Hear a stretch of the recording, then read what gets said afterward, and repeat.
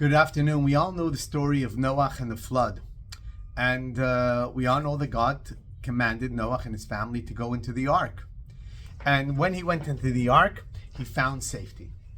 And that's basically the story of how he was able to ride out the flood, being within the ark, him, his family, and animals, and was able to ensure that civilization would continue.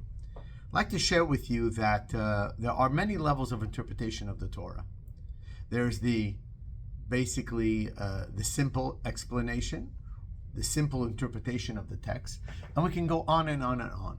But there is a level of interpretation called sod, the esoteric, the inner meaning of things, where you take certain words and you realize that true to the story, there are so many other things that we can learn from it that are relevant and important to our own lives.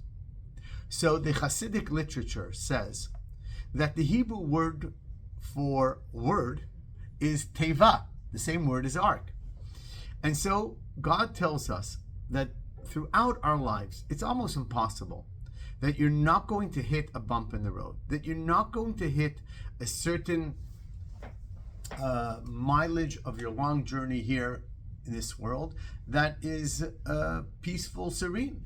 We're going to all have our distractions. We're going to all be in certain places where we think we're just drowning. We'll never be able to accomplish what we want. We'll never get out of this rut. We'll never ever be able to change our situation. Where do we find solace? So of course we have to hope and pray.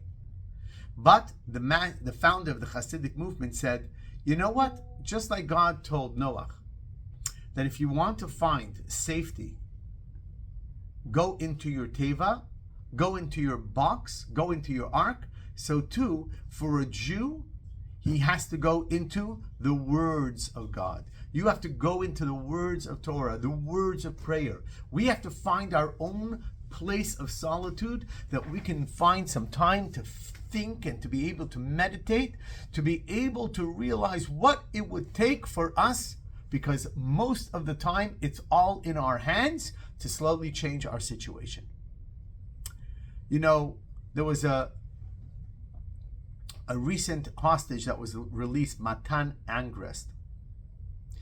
And he said that he demanded from his Hamas captors, he wanted a Chumash, a Bible. He wanted a Siddur, a prayer book. He wanted a pair of tefillin.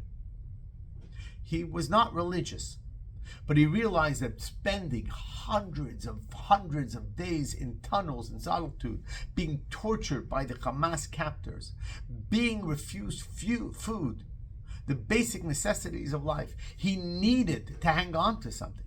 He needed to find his own little box of safety. And so, in some crazy way, he demanded of the Hamas that he wants these 3 items, and of course they didn't give it to him.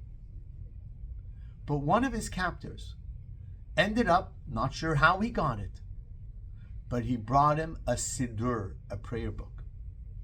And Raton said that he prayed 3 times a day. 3 times in that day, in darkness, with the threat of death just outside, just a couple feet away. He was able to build this shelter. We had a conversation with his father, with his God, with his king. And for a moment, he felt sane. And for a moment, he felt that he was no longer the captor, no longer the hostage, but maybe the captor. So from this Torah's lesson, and from Raton, let us realize that in the most difficult of situations, and the most difficult of situations of daily life are difficult situations. The solution sometimes is not to focus so much on the problem, but to find a safe space and connect to God's words, connect to God's world. And from that, salvation will come. So why don't you this week resolve to spend 5 minutes a day, either online or get a book, to pray and to learn,